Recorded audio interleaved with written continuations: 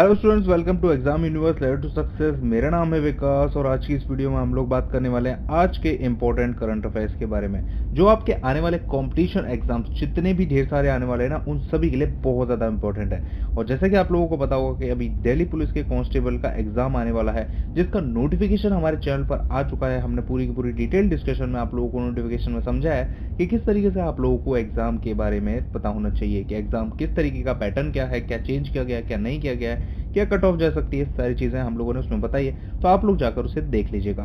बात करेंगे दोस्तों आज के करंट अफेयर्स की, तो देखो आज है 7 अगस्त, और अगर आप लोग इस वीडियो का पीडीएफ डाउनलोड करना चाहते हो तो इसका टेलीग्राम चैनल का लिंक आप लोगों को डिस्क्रिप्शन बॉक्स में मिल जाएगा, जहां से जाकर आप लोग इसका वीडियो का पीडीएफ डाउनलोड कर सकते हैं और साथ ही साथ बाकी की जितनी वीडियोस हमारे चैनल पर आती हैं सभी के पीडीएफ बड़ी आसानी से डाउनलोड कर सकते हैं। साथ ही साथ आप लोगों को हमारे इंस्टाग्राम चैनल का भी लिंक मिल जाएगा, जहां पर मैं इन सारे क्वेश्चंस का क्विज बनाकर डाल देता हूं, तो वहां से आप लोग क्विज देकर अपनी प्रैक्टिस कर सकते हो। ठीक है, अगर आप लोगों के लिए वीडियो हेल्पफुल रहता है तो वीडियो को लाइक जरूर कर दिया करो, शेयर कर दिया करो अपने दोस्तों के साथ, साथ ही साथ सब्सक्राइब जरूर कर लेना चैनल को। बढ़ते हैं आगे। तो सबसे पहला क्वेश्चन है कि हाल ही में किसे जम्मू एंड कश्मीर का एलजी यानी कि लेफ्टिनेंट गवर्नर नियुक्त किया गया है? तो ये मनोज सिन्हा जी को नियुक्त किया गया है।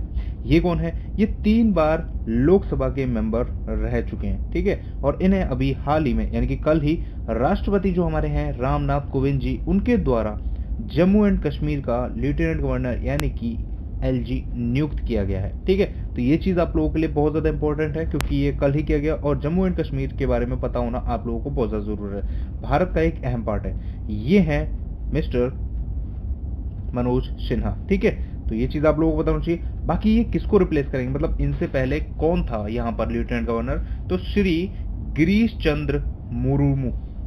ठीक है, गिरीश चंद्र मुर्मू। ठीक है, ये इससे पहले यहाँ पर लेफ्टिनेंट गवर्नर थे और अब इन्हें रिप्लेस करके मनोज सिन्हा जी यहाँ के नए लेफ्टिनेंट गवर्नर का कार्यभार संभालेंगे। ठीक है, बाकी अगर देखो बाकी हम ऑप्शंस की बात करें तो किरण बेदी ये इस समय पुडुचेरी की लेफ्टिनेंट गवर्नर हैं। ठीक है, और आर के माथुर ये नाम आप लोगों के लिए बहुत ज्यादा इंपॉर्टेंट है। ठीक है, मैं आप लोगों को बता रहा हूँ, मार्क कर लीजिए, ये नाम बहुत ज्यादा जरूरी है। आर के माथुर ये लद्दाख के लेफ्टिनेंट गवर्नर हैं और ये लद्दाख के पहले लेफ्टिनेंट गवर्नर हैं, क्योंकि लद्दाख हाल ही में जम्मू एंड कश्मीर से अलग करके अलग एक यूनियन टेरिटरी बनाया गया है। ठीक है, तो ये आप लोगों को बताना चाहिए कि आर के माथुर लद्दाख के लेफ्टिनेंट गवर्नर हैं। बाकी अगर देखो अनिल बैजल ये दिल्ली के लेफ्टिनेंट गवर्नर हैं। तो सारी जानकारी आप लोगों को मिल गई। एक क्वेश्चन से कितनी सारी जानकारी आप लोगों को सीखने को मिली है। ठीक है, तो याद रखिएगा, आप लोगों के एग्जाम में पूछ लिया जाएगा जम्मू एंड कश्मीर के लेफ्टिनेंट गवर्नर कौन नियुक्त किए गए हैं? मनोज सिन्हा जी। बढ़ते हैं अगले क्वेश्चन की तरफ। हिरोशिमा डे किस दिन मनाया जाता है? ठीक है, हिरोशिमा जापान में एक जगह है। ठीक है, तो ये 6 अगस्त को मनाया जाता है। अब ये क्यों मनाया जाता है? तो देखो ये हर साल 6 अगस्त को मनाया जाता है। आप में से बहुत सारे लोगों को पता होगा कि 6 अगस्त 1945 को यूएसए ने जापान के हिरोशिमा पर एक परमाणु बम गिराया था, जिसका नाम क्या था? कई बार आप लोगों से एग्जाम में पूछ लिया जाता है कि उसका नाम क्या था। उसका नाम था लिटिल बॉय। लिटिल बॉय नाम का एक परमाणु बम गिराया था, जिससे बहुत ज्यादा तबाही हुई थी। लगभग 70,000 लोग उसी धमाके मर गए थे और 10,000 लोग से ज्यादा भी लोग उसके जो परिणाम हुए, मतलब जो उससे वायरस फैला, एक तरीके से कह सकते हो जो रेडिएशन फैला, उससे मर गए थे। यानी कि आज तक भी अगर हम बात करें तो हिरोशिमा और नागासाकी में जो परमाणु बम गिराए थे उसके आज भी दुष्परिणाम देखने को वहां पर मिल जाते हैं। ठीक है, और उसके बाद क्या हुआ था? देखो विश्व जो द्वितीय विश्व युद्ध हुआ था, तो वो खत्म होने के बाद उसके बाद 24 अक्टूबर 1945 को यूनाइटेड नेशंस की स्थापना की गई थी, ताकि दुनिया में विश्व शांति बनी रहे और दोबारा ऐसा कुछ मतलब भयानक देखने को ना मिले कि कोई देश किसी देश पर परमाणु हमला कर रहा हो। तो इसीलिए यूएन की स्थापना की गई थी और उसके बाद से अभी तक तो परमाणु हमले नहीं हुए, और ना ही हो तो ज्यादा अच्छा है। तो ये चीज आप लोग याद रखिएगा कि हिरोशिमा डे किस दिन मनाया जाता है? तो ये 6 अगस्त को मनाया जाता है। ठीक है, बढ़ते हैं अगले क्वेश्चन की तरफ। अगला है कि हाल ही में नुसरत जहीर जी का निधन हो गया, वे कौन थे? तो ये उर्दू भाषा के एक बहुत ही ज्यादा प्रसिद्ध लेखक थे। ठीक है, तो ये चीज आप लोगों को पता होना चाहिए, ये उर्दू भाषा के लेखक थे और उर्दू भाषा में इन्होंने बहुत सारी किताबें भी लिखी हैं। ठीक है, तो इतना आप लोग याद रखिएगा। ये कौन थे? ये उर्दू भाषा के कवि थे। बढ़ते हैं आगे। हाल ही मतलब 2 भाषाओं को अपनाने का फैसला किस राज्य ने किया है? तो देखो अभी हाल ही में ना शिक्षा नीति आई है, ये चीज आप लोगों को पता होगी, शिक्षा नीति आई है अभी हाल ही में। तो शिक्षा नीति में 3 भाषाओं का मतलब वर्णन किया गया है कि 3 भाषाएं होना मतलब 3 भाषाएं होना अनिवार्य है। लेकिन तमिलनाडु वो राज्य है जिसने ये कहा है कि वो सिर्फ 2 भाषाओं को अपनाएगा। ठीक है, अभी हाल ही में नई शिक्षा नीति जारी की गई है जिसके बाद 3 भाषाओं के होने की बात की गई थी, लेकिन तमिलनाडु का है कि वो सिर्फ 2 भाषाओं को अपनाएगा। तो ये फैसला किसने किया है? ये तमिलनाडु ने किया है। आप लोगों के एग्जाम पॉइंट ऑफ व्यू से काफी इंपॉर्टेंट क्वेश्चन है, पूछ लिया जाएगा कि 3 भाषाएं अगर शिक्षा नीति में दी गई हैं तो 2 भाषाओं को अपनाने वाला कौन सा राज्य है? तो वो तमिलनाडु है। ठीक है, याद रखेंगे। चलिए, तो तमिलनाडु के बारे में बात हुई है तो देखो तमिलनाडु के बारे में मैप में बात कर लेते हैं। कहाँ है तमिलनाडु? देखो मैं आप लोगों को इसीलिए मैप भी पढ़ाता हूँ। देखो नीचे है तमिलनाडु, ये रहा। ठीक है, बगल में केरल है इसके। ठीक है, ऊपर आंध्र प्रदेश है। ठीक है, और कर्नाटक है, और बाकी फिर नीचे ये है। ठीक है, तो ये आप लोगों को पता होना चाहिए कि किस जगह से मतलब सीमाएं टच होती हैं। कई बार आप लोगों से इस तरीके के सवाल भी पूछ लिए जाते हैं कि आखिरकार इस राज्य की सीमाएं किसकी तरह से टच होती हैं, इस राज्य से होती हैं या नहीं होती हैं। आप लोगों के एसएससी में भी ये सवाल आ जाते हैं। ठीक है, तो ये चीज आप लोगों को पता होना चाहिए कि मैप में कौन सा राज्य कहाँ पड़ता है, कौन सा राज्य नीचे पड़ता है, कौन सा राज्य ऊपर पड़ता है। अब जैसे मैं हिमाचल प्रदेश की बात करूं तो हिमाचल प्रदेश ऊपर पड़ेगा। ठीक है, लद्दाख की बात करें, लद्दाख ऊपर पड़ेगा। बाकी अगर देखो हम लोग बात करते हैं अगर मिजोरम की, तो मिजोरम इधर पड़ेगा। तो ये आप लोगों को पता होना चाहिए कि कौन सा राज्य कहाँ पड़ता है, कितना नीचे पड़ता है, कितना ऊपर पड़ता है। तो ये चीजें आप लोगों के लिए बहुत ज्यादा इंपॉर्टेंट रहती हैं। ठीक है, तमिलनाडु के बारे में बात की, कैपिटल क्या है? चेन्नई। सीएम कौन है? के पलानीस्वामी। गवर्नर कौन है? बनवारी लाल पुरोहित। ठीक है, तो ये जानकारी भी आप लोग याद रखिएगा। और हाल ही में मैंने आप लोगों को बताया था कि एक हल्दी अनुसंधान बन रहा है, तो वो कहाँ बन रहा है? वो भी तमिलनाडु में बन रहा है। साथ साथ मैंने आप लोगों को बताया था कि मछली के उत्पादन में तमिलनाडु टॉप पर आ गया है। पहले गुजरात था और अब तमिलनाडु इस विभाग में टॉप पर आ गया, मछली का उत्पादन करने में टॉप पर आ गया। तो ये चीजें आप लोगों को देखो पुराना करंट अफेयर भी रिकॉल हो गया, मैंने आप लोगों को पहले पढ़ाया था। अगर आप लोग पढ़ते रहे होंगे रोज डेली तो आप लोगों को पता होगा। ठीक है, बढ़ते हैं अगले क्वेश्चन की तरफ। कोविड-19 प्रभाव और उसकी कवरेज के लिए किसे प्रेम भाटिया पुरस्कार से सम्मानित किया गया है? तो ये किसे सम्मानित किया गया है? ये दीपांकर घोष को सम्मानित किया गया। ये एक जर्नलिस्ट हैं और इन्हें प्रेम भाटिया पुरस्कार से सम्मानित किया गया। देखो इन्होंने क्या किया, कोविड-19 के टाइम पर जो लॉकडाउन पीरियड था ना, उसमें इन्होंने कोविड-19 के बारे में बहुत ज्यादा कवरेज किया। उसके वो जितना इम्पैक्ट पड़ रहा था उसका समाज पर, सोसाइटी पर, उसके बारे में लोगों को जागरूक किया। ये इंडियन एक्सप्रेस, आप लोगों ने एक पेपर सुना होगा, उसके ये पत्रकार हैं और इन्होंने बहुत बढ़िया कवरेज किया है कोविड-19 के बारे में, किस तरीके से ये फैलता है, किस तरीके से बचाव रोकथाम कर सकते हैं। इन्होंने अपने अखबार में अपने जो कॉलम छपते हैं ना, उसके माध्यम से लोगों को जागरूक किया है, लोगों को सच्चाई बताई है कि इस तरीके से आप इसके बचाव कर सकते हैं। अगर हो जाए तो आप लोगों को क्या करना चाहिए, क्या डिस्टेंस मेंटेन करना चाहिए, सोशल डिस्टेंसिंग के बारे में और भी कई सारी चीजें जो होती हैं, जो पता होनी चाहिए, लोगों को नहीं पता थी गाँव-गाँव में। तो वहां पर इन्होंने अपने अखबार के माध्यम से, मतलब पत्रकारिता के माध्यम से, अपने आर्टिकल्स के माध्यम से लोगों को इसके बारे में जागरूक किया है और इसी चीज के लिए इन्हें प्रेम भाटिया पुरस्कार से सम्मानित किया गया है। ठीक है, तो नाम याद रखिएगा, प्रेम भाटिया पुरस्कार से सम्मानित किसे किया गया? दीपांकर घोष को किया गया। ठीक है, बढ़ते हैं अगले क्वेश्चन की तरफ। अगला है कि भारत संयुक्त राष्ट्र विकास साझेदारी निधि के रूप में कितना फंड दे रहा है? तो ये दे रहा है 15.46 मिलियन यूएसडी।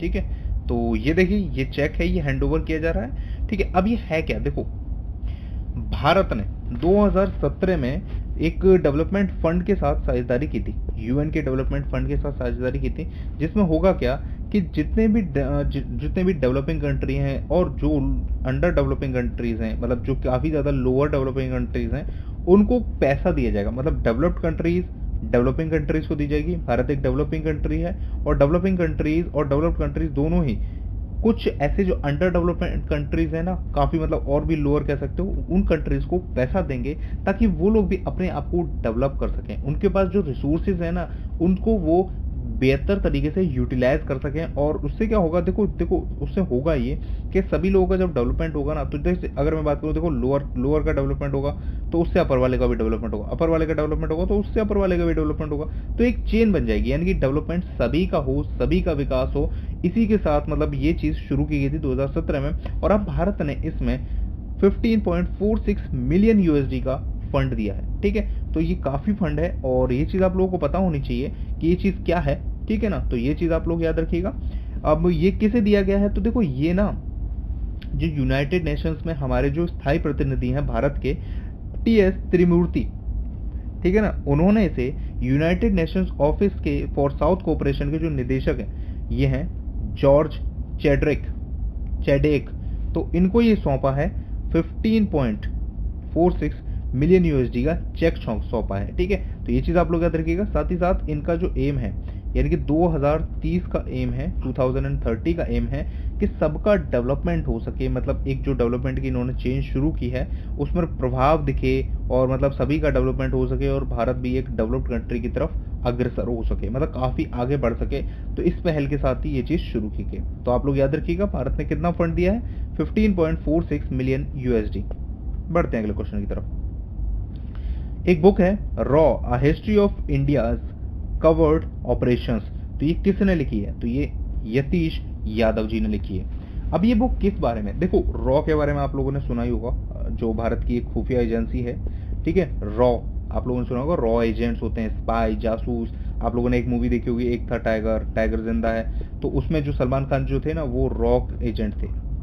ठीक है, तो रॉ के ऊपर ये किताब लिखी गई है, मतलब कि जो रॉ है ये किस तरीके से काम करता है, इसके खुफिया तरीके किस किस तरीके से होते हैं, इन्होंने किन किन ऑपरेशंस को बड़ी ही बहादुरी से अंजाम दिया है, किस तरीके से इनको तकलीफें होती हैं, दुर्घटनाएं होती हैं, असफलताएं भी होती हैं, क्या क्या योजना बनाते हैं। मतलब पूरी तरीके से विस्तार से तो नहीं, हर चीज़ को तो नहीं बयां किया गया क्योंकि वो नहीं बता सकते हैं, वो इलीगल है। मतलब अगर बता देंगे तो अगली बार वो अपने तरीके अपना नहीं पाएंगे और अगर इनकी इन्फॉर्मेशन लीक हो गई तो बहुत ज़्यादा इनकी जान को खतरा हो सकता है। तो इसीलिए ये चीज़ क्या है, इसमें एक छोटी सी मतलब आपको झलक देखने को मिलेगी कि किस तरीके से एक रॉ काम करता है।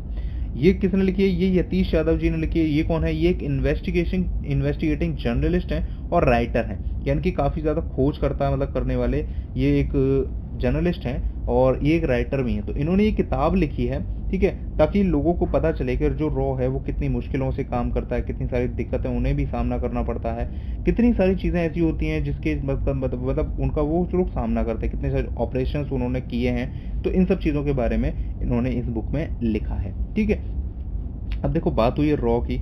रॉ की स्थापना कब हुई थी, 21 सितंबर 1968 को हुई थी। 1968 से आप लोगों को कुछ याद आ रहा है, इंडिया और चाइना का जो वॉर था ना वो भी तभी हुआ था और इंडिया चाइना के वॉर के टाइम पर ही रॉ का गठन किया गया था। और 1965 में जो वॉर हुआ था उस टाइम पर भी रॉ की बहुत बड़ी भूमिका रही थी जीतने में हमारे।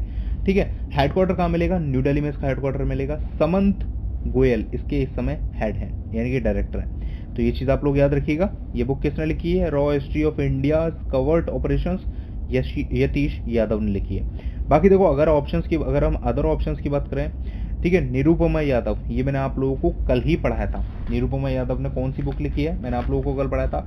आप में से कितने सारे लोग ऐसे हैं जो इन्होंने कल वो लेक्चर पढ़ा था और आप लोगों को पता है। तो इन्होंने लिखी है विशेष कोड टू विन।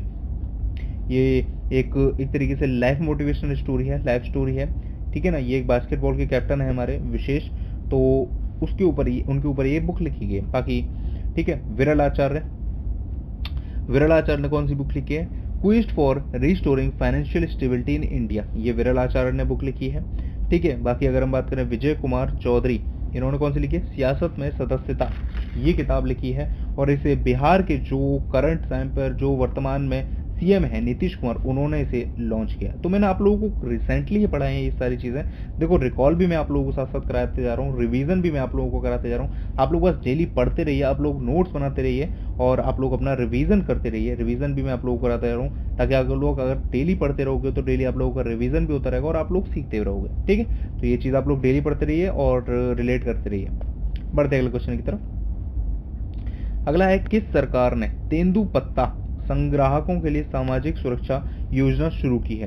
देखो सबसे पहले मैं आप लोगों को बताता हूँ, देखो तेंदुपत्ता क्या होता है।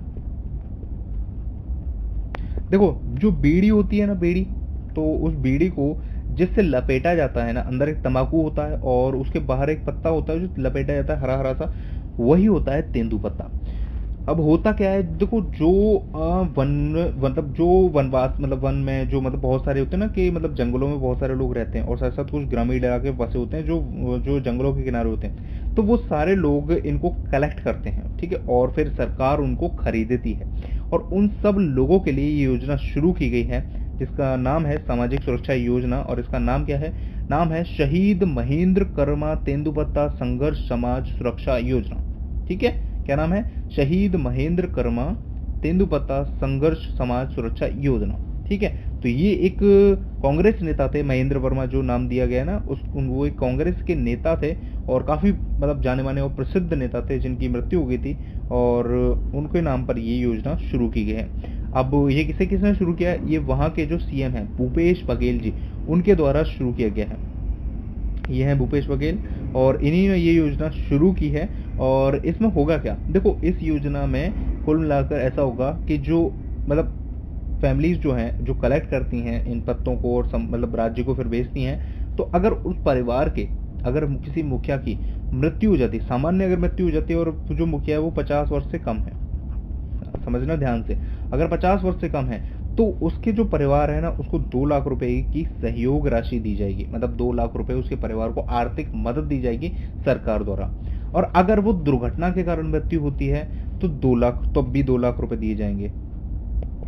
और अगर दुर्घटना में आंशिक विकलांगता होती है, मतलब थोड़ा बहुत कुछ पैर कट गया, हाथ कट गया, इस तरीके से कुछ भी होता है, या कोई भी अगर मतलब आंशिक विकलांगता आती है जिससे कि वो काम करने में असमर्थ है, तो उसको 1 लाख रुपए दिया जाएगा। ठीक है, 1 लाख रुपए दिया जाएगा। अब अगर मुखिया की जो उम्र है वो 50 से, एक सेकंड एक स्लाइड ही ले लेते हैं। अगर जो मुखिया की उम्र है वो 50 से 59 यानी कि 60 से कम है लेकिन 50 से ज्यादा है, तो अगर उसकी मृत्यु होती है साधारण तरीके से तो उसको 30,000 रुपए दिए जाएंगे। और अगर आकस्मिक मृत्यु होती है, अचानक से मृत्यु हो गई, तो उसको 75,000 रुपए दिए जाएंगे। ठीक है ना, इस तरीके से ये पॉइंट्स रखे गए हैं। इस जो योजना शुरू की गई है शहीद महेंद्र कर्मा तेंदुपत्ता संघर्ष समाज सुरक्षा योजना, और इससे लगभग अगर मैं बात करूं अनुमानित 12.5 लाख से भी ज्यादा लोग हैं यानी परिवार हैं, उनको इससे लाभ मिलने वाला है। ठीक है, तो छत्तीसगढ़ गवर्नमेंट द्वारा ये शुरू किया गया है। ठीक है ना, तो ये चीज आप लोग याद रखिएगा। छत्तीसगढ़ के जो सीएम है भूपेश बघेल, उन्होंने इसको शुरू किया है। बात करेंगे तो छत्तीसगढ़ कहाँ पर है मैप में, तो देखो ये रहा मैप में छत्तीसगढ़। इसकी सीमा किसके से टच होती है? उड़ीसा से टच होती है, मध्य प्रदेश से टच होती है, तेलंगाना से भी थोड़ी सी होती है, झारखंड से होती है और थोड़ी सी उत्तर प्रदेश से भी होती है। देखो ये उत्तर प्रदेश है ना, थोड़ी सी उत्तर प्रदेश से भी होती है। तो ये भी आप लोगों को पता होना चाहिए मैप में कौन सा जो राज्य है वो कहाँ पर पड़ता है। बाकी ये देखो कैपिटल क्या है? रायपुर है, सीएम है भूपेश बघेल और गवर्नर जो है अनुसुईया उनके। ठीक है, ओके, तो ये चीज भी आप लोगों को पता होनी चाहिए। बढ़ते हैं अगले क्वेश्चन की तरफ। आकाशवाणी समाचार के महानिदेशक के रूप में किसे चुना गया? तो ऑल इंडिया रेडियो जो आता है उसमें एक आकाशवाणी समाचार सेक्शन होता है, तो उसके महानिदेशक यानी कि डीजी के रूप में किसे चुना गया है? तो जयदीप भटनागर को चुना गया है। जयदीप भटनागर अब मतलब जो आकाशवाणी समाचार है उसके डीजी बन गए हैं। ठीक है, ओके, तो ये किसकी जगह लेंगे? ये ईरा जोशी की जगह लेंगे।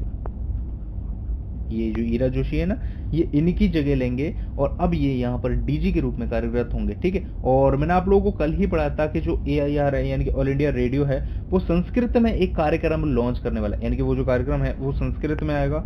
और इससे अगर आप लोगों को कुछ याद आता हो तो मैंने आप लोगों को कल ही पढ़ाया था कि जो संस्कृत दिवस है ना वो 3 अगस्त को मनाया जाता है। 3 अगस्त को क्या मनाया जाता है? संस्कृत दिवस मनाया जाता है। ठीक है, तो ये चीज आप लोग को रिलेट करके पढ़ते रहिए तो आप लोगों को याद रहेगा। बाकी देखो अशोक लवासा, ये ADB यानी कि एशियन डेवलपमेंट बैंक के अभी हाल ही में वाइस प्रेसिडेंट बनाए गए थे। बाकी थेरेसी डेलापोर्टे ये विप्रो के MD और CEO बने थे। ठीक है, तो ये चीज भी आप लोग याद रखिएगा। बढ़ते हैं अगले क्वेश्चन की तरफ। देश का पहला हिम तेंदुआ संरक्षण केंद्र यानी कि countries first snow leopard conservation centre कहां पर बन रहा है? तो ये उत्तराखंड में बन रहा है। ठीक है, उत्तराखंड में स्नो लेपर्ड के लिए एक संरक्षण केंद्र बन रहा है। देश में बहुत कम, मतलब हिम तेंदुए बहुत कम, बड़ी दुर्लभ प्रजाति है ये जो देखी जाती है। देखो इस तरीके का ये दिखता है हिम तेंदुआ। देखो तेंदुए वैसे आमतौर पर जंगल में मिलते हैं, लेकिन ये हिम तेंदुआ है जो कि ऊंचाई पर, पहाड़ों पर, बर्फ वाले स्थानों पर मिलता है। ठीक है ना, तो ये चीज आप लोगों को पता होना चाहिए। बहुत ही दुर्लभ प्रजाति है जो देखी जाती है। और ये कहाँ पर बन रहा है? तो ये उत्तराखंड में बन रहा है। उत्तराखंड में भी कहाँ बन रहा है? उत्तरकाशी जिले में बन रहा है। और एक चीज बता दूं, ये नीदरलैंड जो देश है ना उसके सहयोग से बन रहा है। 5 करोड़ की लागत से ये बनेगा और इसमें लगभग जो वन्य जीव हैं हिम तेंदुए और उसके साथ और भी कई सारे होंगे, तो उन सबको इसमें रखा जाएगा।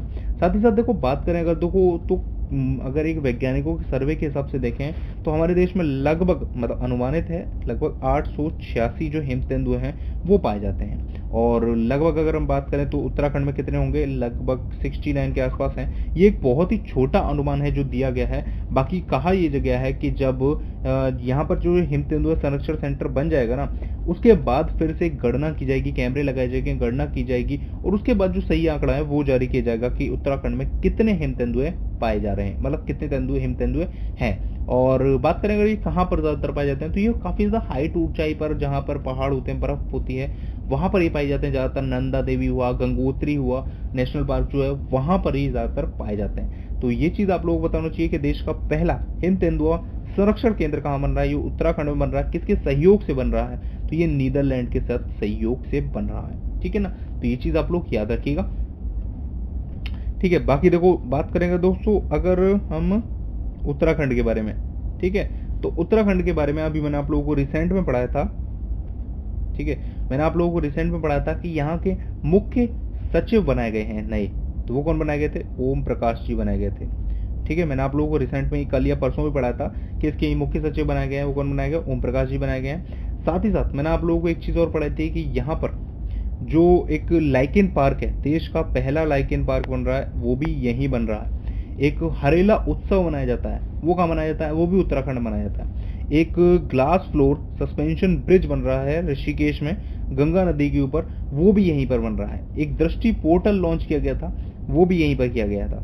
एक होप पोर्टल लॉन्च किया गया था, वो भी यहीं पर लॉन्च किया गया था। साथ ही साथ एक स्मृति वन योजना शुरू की गई थी, तो वो भी उत्तराखंड में ही शुरू की गई। तो इतनी सारी उत्तराखंड के बारे में करंट अफेयर है रिसेंटली जो मैंने आप लोगों को पढ़ाया था, आप लोगों को पता होना चाहिए। अगर आप लोग डेली पढ़ रहे हैं तो आप लोग रिलेट कर पाए होंगे, आप लोगों को रिकॉल हो गया होगा फिर से। देखो आप लोगों को मैं करंट अफेयर पढ़ा रहा हूँ, आप लोग डेली पढ़िए, उसके बाद रिकॉल भी मैं आप लोगों को डेली के डेली अदर क्वेश्चन के साथ को रिलेट करके पढ़ा देता हूँ मैं आप लोगों को। तो अगर आप डेली पढ़ते रहेंगे, थोड़े नोट्स बनाते रहेंगे, तो आप लोगों को कभी भी कोई भी दिक्कत नहीं आएगी। ठीक है, अब बात करें दोस्तों उत्तराखंड के बारे में। उत्तराखंड के सीएम कौन है, त्रिवेंद्र सिंह रावत। कैपिटल क्या है, देहरादून है, और अभी हाल ही में इसकी समर कैपिटल गैरसैंण बनाई गई है। गवर्नर कौन है, बेबी रानी मौर्य। ठीक है, तो ये चीज आप लोग याद रखिएगा। अब देखो ये थे 10 इंपॉर्टेंट क्वेश्चन करंट अफेयर्स के जो आप लोग के एग्जाम पॉइंट ऑफ व्यू जरूर है, जो आपको एग्जाम में पूछ सकते हैं। अब मैं आप लोगों को कुछ ब्रेकिंग न्यूज बताता हूँ जो एज बीइंग इंडियन सिटीजन आप लोगों को पता होनी चाहिए। सबसे पहला है कि जीसी मुर्मू ने रिजाइन कर दिया as a lieutenant governor of Jammu and Kashmir. मैंने आप लोगों को पढ़ाई दिया कि जम्मू कश्मीर के जो लेफ्टिनेंट गवर्नर हैं उन्होंने रिजाइन कर दिया और अब मनोज सिन्हा यहाँ पर नए लेफ्टिनेंट गवर्नर अपॉइंट कर दिए गए हैं। ठीक है ना, तो याद रखिएगा। अगला है कि फॉर्मर अरुणाचल प्रदेश गवर्नर राम प्रधान का निधन हो गया है। ठीक है, तो ये भी एक न्यूज है जो आप लोगों को बताना चाहिए। अगला है कि फॉर्मर महाराष्ट्र सीएम शिवाजीराव पाटिल नीलांकर, तो इनका भी निधन हो गया है। ठीक है, तो ये भी आप लोग याद रखिएगा। ये महाराष्ट्र के फॉर्मर यानी कि पहले एक बार सीएम रह चुके हैं। ये ज्यादा टाइम के लिए नहीं रहे, लगभग ऑलमोस्ट 1 साल या 8 महीने के आसपास ये सीएम रहे थे, ज्यादा नहीं रहे। अगला है कि भारतीय रिजर्व बैंक ने 2020 से 21 की दूसरी द्विमासिक मौद्रिक नीति का व्यक्त कर दिया है। ठीक है, और इसमें काफी ज्यादा कुछ चेंजेस नहीं किए गए हैं। इससे पहले जो मौद्रिक नीति जो जारी की गई थी उसमें और इसमें ज्यादा कोई फर्क नहीं है, छोटे मोटे एस्पेक्ट्स हैं जो चेंज किए गए हैं। अगर आप कहोगे तो देखो पूरी की पूरी जो मौद्रिक नीति है काफी बड़ी है, मतलब काफी सारे पॉइंट्स होते हैं। तो अगर आप कहोगे तो उसके ऊपर मैं एक सेपरेट वीडियो बना दूंगा मौद्रिक नीति, अगर आप लोगों को समझनी होगी तो। ठीक है, वरना देखो ये चीज आप लोग याद रखो कि द्वितीय जो नीति है ना वो जारी कर दी गई है। और ठीक है, आप लोगों के लिए चलो मैं क्वेश्चन देता हूँ कि आरबीआई ने जारी किया, आरबीआई के जो गवर्नर है ना उनका आप लोग नाम लिख के बताओ, मतलब कमेंट सेक्शन में आप लोग बताना कि आरबीआई के करंट समय में गवर्नर कौन है। ठीक है, आप लोग उम्मीद करता हूँ करंट मतलब आप लोग लिख कर बताओगे। बाकी देखो ये था आज का इंपॉर्टेंट करंट अफेयर्स। अगर आप लोगों को पसंद आया तो देखो नीचे लाइक का बटन है, आप लोगों ने लाइक नहीं किया है, भूल गए आप लोग, तो लाइक जरूर कर देना, शेयर भी कर देना अपने दोस्तों के साथ ताकि वो लोग भी अपनी तैयारी कर सकें। साथ ही साथ देखो दिल्ली पुलिस का नोटिफिकेशन आ चुका है, तो अगर आप लोग दिल्ली पुलिस के बारे में जानना चाहते हैं, कांस्टेबल के बारे में, तो आप लोग नोटिफिकेशन जाकर देख सकते हैं। अगर आप लोगों को सब्सक्राइब करना है सब्सक्राइब जरूर कर देना, आप लोगों को आगे की वीडियोस मिस नहीं कर पाओगे। ढेर सारी वीडियोस आने वाली हैं और चल रही हैं। डेली करंट अफेयर्स में आप लोग को पढ़ाता हूँ सुबह 7 बजे, आप लोग डेली आया करो, डेली पढ़ा करो। Thank you so much for watching, मिलते हैं नेक्स्ट वीडियो में, तब तक के लिए जय हिंद।